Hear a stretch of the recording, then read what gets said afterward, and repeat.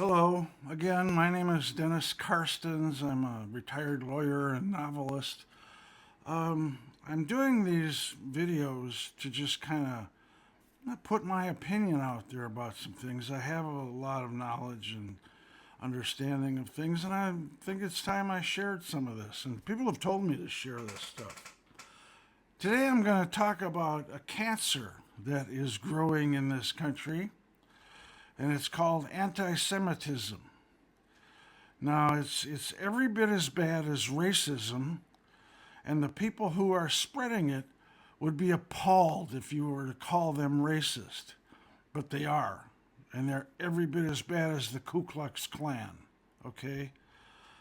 And the ringleader, the Pied Piper of this very disgusting cancer, is probably Bernie Sanders, okay?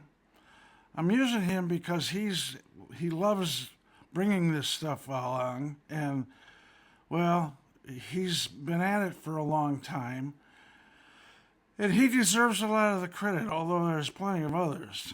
This cancer has been growing out of our colleges and universities, primarily along the East Coast and somewhat along the West Coast, not nearly as bad as that in the Midwest and those places, but it's growing there too, okay?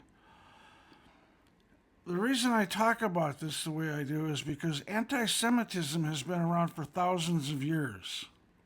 Socialism, Bernie Sanders' dream, has only been with us for about 150, 160 years. But socialism is the child of anti-Semitism. It started in Europe primarily. The socialism of today, of the political movement that it is, began around in the 1880s or so in Europe.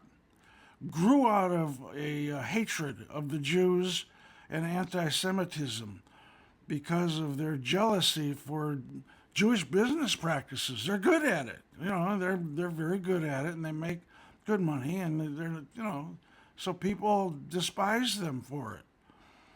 Bernie Sanders and his ilk have used this as a means of pushing their socialist agenda. I'm going to back it up just a little bit here. Hitler and the Nazis were anti-Semitic, primarily because of their socialism. Hitler did not invent anti-Semitism. All of Europe was and still is ripe with anti-Semitism. And socialism is the driving force behind it. Now, here's the thing about socialism. Socialism has been tried many times in many places, and it has never worked.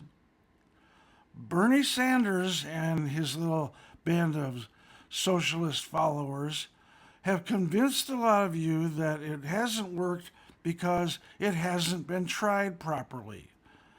It's nonsense.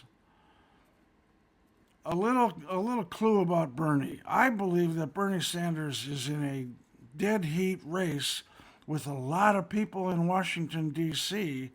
for the title dumbest and most ignorant fool in Washington. He believes that if he were to be the guy to bring socialism, he could make it work. I got news for you. A hell of a lot smarter people than Bernie Sanders have tried this and failed to make it work. And the number one reason it has not ever worked and will not ever work is because it involves people. The people who get in charge don't give it up. Bernie Sanders isn't going to give up his power. When Bernie Sanders talks about socialism, he's not talking about socialism for himself. He's talking about socialism for you. He will never give up his limousine service, his private jets, his multiple homes, his multi-millionaire estates, and the money that he has accrued by accomplishing absolutely nothing. That's something to remember about old Bernie. He's been at the public trough slurping up taxpayer money his entire life and has never accomplished anything. And Bernie Sanders has never had an original thought. The man is dumb and ignorant and a fool, and he is probably as much as any one individual responsible for what's happening on our college campuses. Our college campuses are spreading socialism. And again, it's not socialism for them. It's socialism for you. They're telling you how you need to live, the sacrifices you need to make so that they don't have to sacrifice anything. Same thing with the cult of climate change. The millionaires and billionaires who are insisting on this, they're telling you this is what you have to give up, the lifestyle you have to go without, the things you have to do without, so that we, the elites, don't have to sacrifice anything. So now this anti-socialism or this anti-Semitic business. Again, and I talked about this the last time, was, a lot of the anti-Semitism is because of what's going on in Israel and Gaza. You want to put a stop to this? Then let the Israelis finish the job and do this, okay? But the anti-Semitism, this has got to stop. It's a cancer, and it's linked to socialism.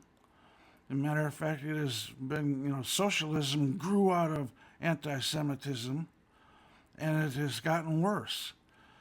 Hitler and the Nazis did not invent anti-Semitism. All of Europe helped them.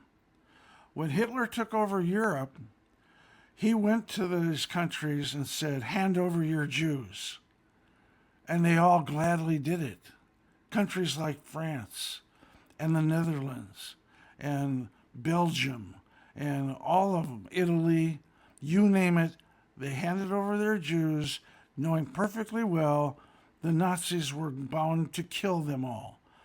In fairness, there is one country in all of that who actually stood up to the Nazis and said, no, we're not going to do this.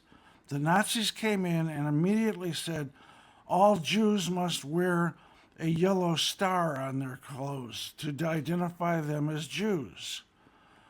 And I believe it was the Queen or the King of Denmark said, well, in that case, you can just consider us all to be Jews. We will all wear the yellow star.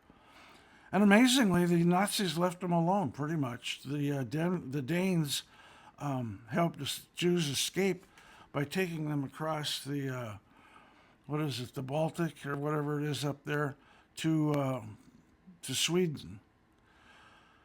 But the point is that the countries of Europe gladly turned over their Jews because they're just as bad as the Nazis were. And that's where they are today, too. There's this brand of socialism in Europe that is just as anti-Semitic as the Nazis were. Just as bad, and they promote the Palestinian terrorists and condemn the Jews through their hatred. And this is a cancer that is growing in this country, and Joe Biden, of course, is not doing anything to stop it. Joe Biden's not going to do anything to stop anything. And neither is Kamala, Which brings me to my final point. I am a huge advocate of cameras in the classrooms. Every classroom in this country, at least the schools who accept taxpayer money, which is pretty much all of them, including all the Ivy League schools, they all accept taxpayer money.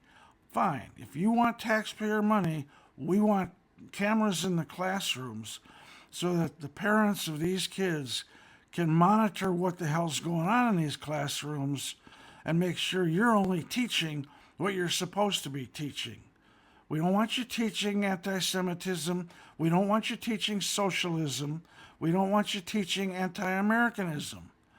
If you want to teach those things, go right ahead. You're free to do so. This is still America. It's still, you still have the freedom of the First Amendment to do that. But then you put up a sign in your classroom and say, this is what I'm teaching. I'm going to teach socialism. I'm going to teach anti-Semitism. I'm going to teach you that America is a horrible country because it's capitalist. So that at least the kids know what they're going to get when they show up for class. If you're supposed to be teaching English and you're teaching socialism, that needs to stop. So be honest about it and tell them up front what it is you're going to teach. You probably won't have a job long, which is fine with me, but at least we've got some honesty in it. All righty, that's enough for today. I think I've done okay here. It's a cancer, okay? Your kids are being drilled with a cancer of anti-Semitism. And it's like I said at the beginning, it's every bit as bad as racism. If these teachers were teaching the doctrine of the Ku Klux Klan, no one would stand for it. But they're teaching the doctrine of Adolf Hitler, and they're getting away with it. It needs to stop. Thank you. Have a great day. Remember, think with your head, not your feelings. It doesn't work that way. Thanks again. Bye now.